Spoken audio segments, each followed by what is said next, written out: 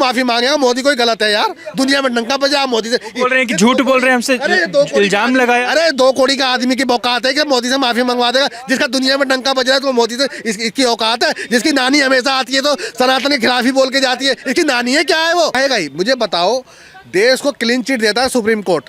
आपको ये पत्रकार महोदय मालूम होगा, सुप्रीम कोर्ट। अभी लोअर कोर्ट ने क्या बोल दिया, वो इस चीज को दिखाना चाह रहे हैं कि अब मैं दिल्ली में वापिस आऊंगा। भाई केजरीवाल, तू है फर्जीवाल, तेरे बस की नहीं है कुछ भी। तू जो सोच रहा है ना कि मैं लोगों को चुना लगाऊंगा, पब्लिक तेरे जहां से, तू हाँ तो बेशक 10-20 सीट ले आएगा, इससे ज्यादा कुछ नहीं कर पाएगा। ये केजरीवाल जो है, ये मैं बता रहा हूँ। अच्छा सब बात छोड़िए, जो पब्लिक समझदार होगी, इसने दारू पे देखो, दारू एक के साथ एक फ्री करी थी इसने। ये चाहता तो सिलेंडर फ्री कर देता। बात समझिए। आप अगर जो ये जीत पब्लिक ने बाई चांस इसको जिता दिया, आप सपोज कीजिए ये 2 के साथ 4 फ्री करेगा, क्योंकि जिसको मनोबल बढ़ जाता है तो फिर वो काम डबल करेगा कि पब्लिक इसी में खुश है। भैया ये कुछ नहीं करने वाला है, ये केवल इसका दिखाना चाह रहा है कि मैं ये हूँ वो हूँ, ये हूँ वो हूँ। भैया फर्जीवाल, तेरी औकात खत्म है। तेरे जितने भी विपक्ष नेता है ना, तेजस्वी को देखा था ना आपने, ये चुनाव में, बिहार के चुनाव में, मैं ये कर दूंगा वो कर दूंगा, मेरी सीट इतनी आएगी, धड़ाम हो गया। भाई इस देश के नेता जो है 2 ही हैं, लोग बाग मोदी और योगी पे भरोसा कर रहे हैं। मिल चुका है, पहले सबके साथ इन्हें हु हल्ला किया, पहले इन्हें कहा कि ये चोर है, वो चोर है, कांग्रेस चोर है।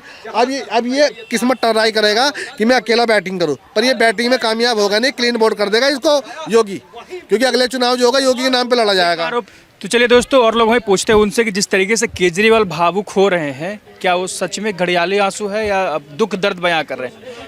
वो घड़ियालू आंसू है। वो सोच रहा है कि पब्लिक को तो एक बार मैंने 2011-12 में चूना लगाया था, अब मैं क्या लेके आऊँ कि मैं उस चीज़ को मैं फिर चूना लगा सकूँ। अब देखना, उन्हें राहुल गांधी की बुराई करी है, सबकी बुराई करे, क्योंकि उन्हें देख लिया कि सबके साथ रह करके पब्लिक ने सबको निकाल दिया। अब ये सोच रहा हूँ कि मैं फुल बैटिंग करूँ। अब ये देखना, किसी से समझौता नहीं करेगा, ये अपनी राजनीति खुद करेगा ये, ठीक। आप देखते रहना ये, क्योंकि जो जानेगा वो, जो कहते हैं सोना जानता है, हम लोग जान रहे हैं कि ये अभी अकेला बैटिंग करेगा। ये सोचेगा कि मैं देश का प्रधानमंत्री बनूंगा। पर मैं इसे बता देना चाह रहा हूँ कि ये केजरीवाल को ईडी सीबीआई सबका गलत इस्तेमाल हुआ है, माफी मांगे। नहीं, वो तो कहेगा ही। मुझे बताओ, देश को क्लीन चिट देता है सुप्रीम कोर्ट। आपको ये पत्रकार महोदय मालूम होगा, सुप्रीम कोर्ट। अभी लोअर कोर्ट ने क्या बोल दिया, वो इस चीज को दिखाना चाह रहे हैं कि अब मैं दिल्ली में वापिस आऊंगा। भाई केजरीवाल, तू है फर्जीवाल, तेरे बस की नहीं है कुछ भी। तू जो सोच रहा है ना कि मैं लोगों को चुना लगाऊंगा, पब्लिक तेरे जहां से, तू हाँ तो बेशक 10-20 सीट ले आएगा, इससे ज्यादा कुछ नहीं कर पाएगा, ठीक है ना।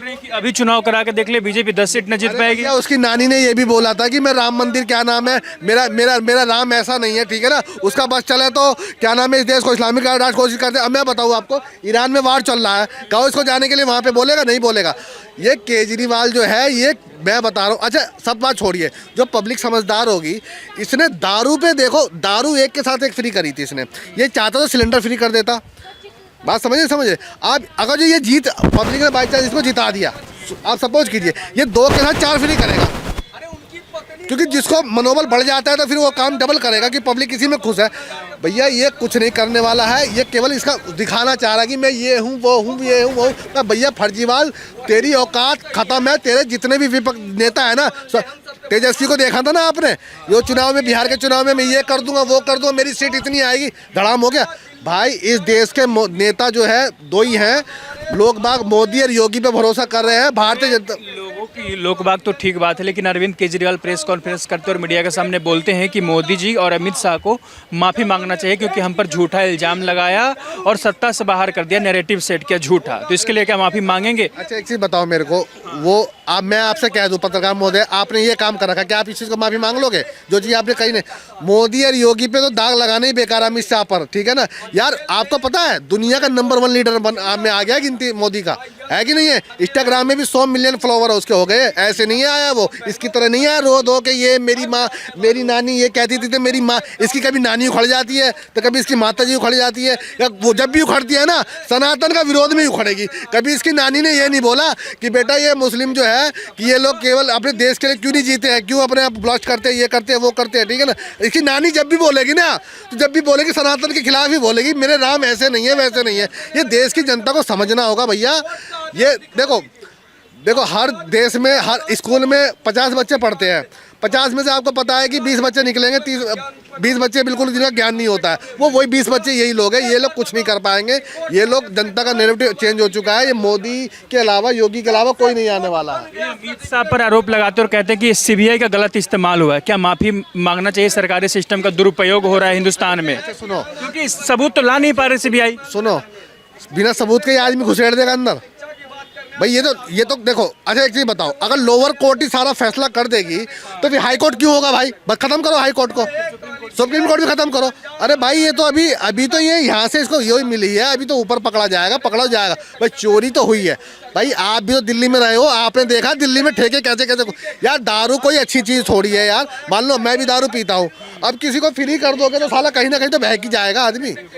तो ये अच्छी चीज़ तो नहीं है। आप उसी चीज़ को किसी चीज़ में कन्वर्ट कर देते कि वो सब चीज़ के कर्म कर देते कि हम ये फ्री कर देंगे, वो फ्री कर देंगे, वो बात अलग। पर ये मैं बताऊँ, कह रहे कि अभी चुनाव होगा तो हम चुनाव जीत जाएंगे। अरे भैया रेखा गुप्ता कुछ नहीं है हमारे सामने। सुनो, ये सोच रहा है कि 2012 वाला फिर खेल चल जाएगा। यार एक चीज़ बताओ आपको, देखो जनता वही सपोर्ट करेगी इसको जिसके पास खुद का दिमाग नहीं होगा।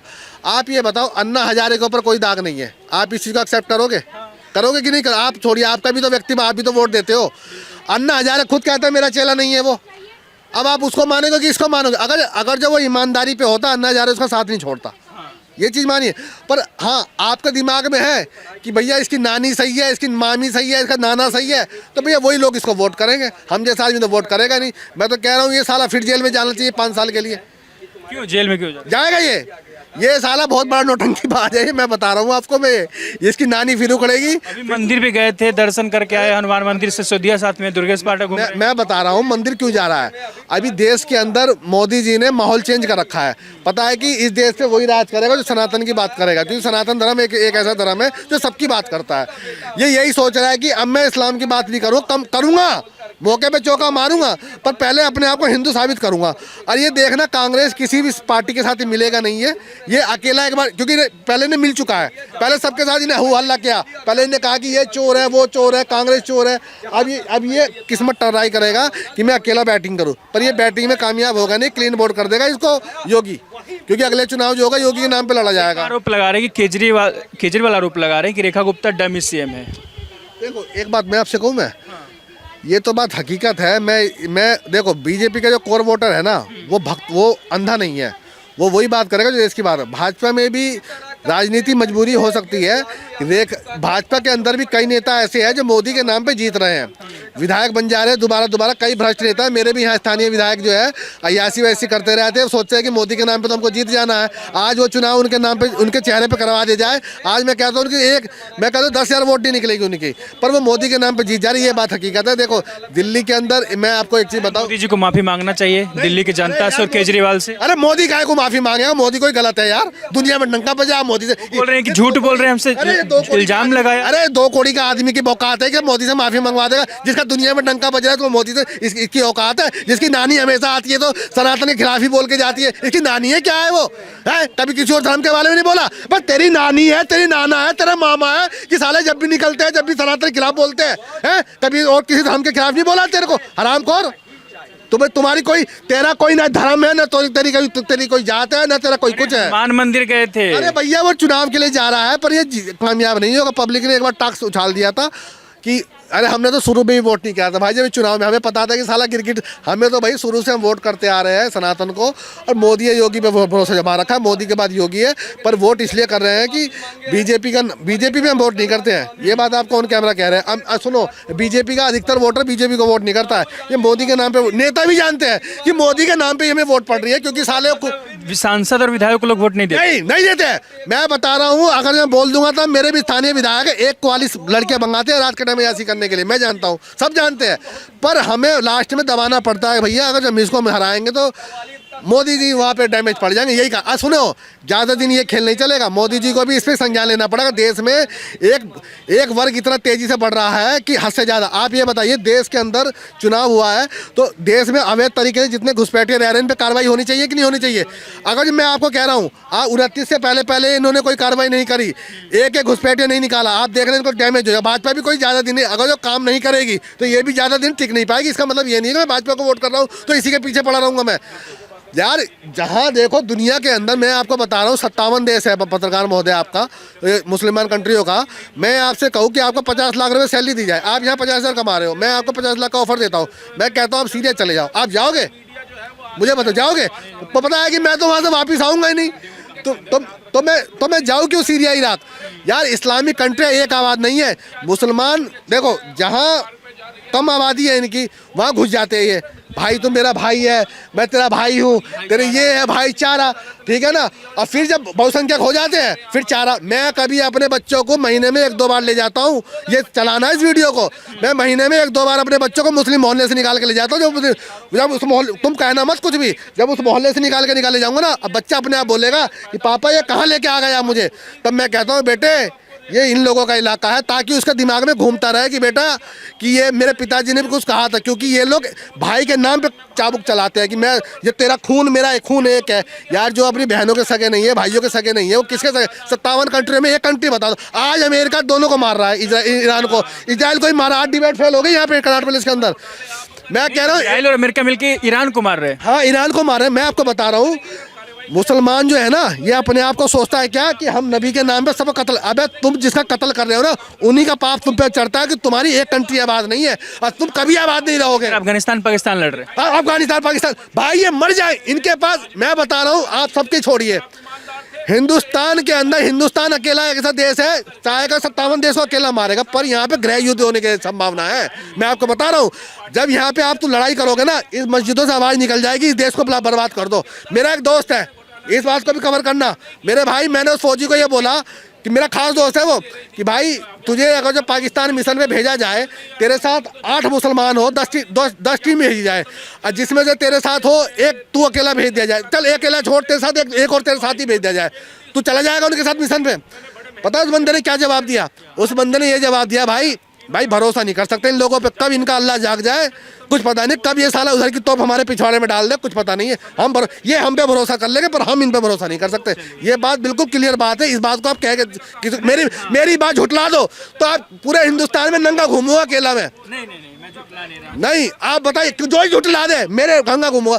आखिर आप इस देश के अंदर सर्वे करवाइए कि जहाँ पे कॉलोनियाँ बसी है वहाँ देखना हिंदू बसे होंगे चाहे कोई बसा होगा, धीरे धीरे वो लोग कन्वर्ट होते गए, दो बदलते गए कि 2 मुसलमान आगे। आपने देखा होगा जिसको थप्पड़ लगे थे वो पता क्या बोलता है, हिंदू कॉलोनियों में अपने अपने घर बना लो, 2-4 हो जाए, ये अपने आप शांत हो जाएंगे। हकीकत में वही हो रहा है, पलायन कर जा रहे हैं क्योंकि कानून जो है पैसे के आड़ में हट जाता है। धन्यवाद। ये थी लोग राय केजरीवाल जी के ऊपर जिस तरीके से घड़ियाली आंसू बहा रहे हैं और कह रहे हैं कि सीबीआई और ईडी का गलत इस्तेमाल हुआ, और क्या मोदी जी और अमित शाह माफी मांगेंगे दिल्ली की जनता से और केजरीवाल से। इस पर लोगों की राय थी। बाकी बने रहे हमारे साथ, तो देखते रहिए द लोकसभा।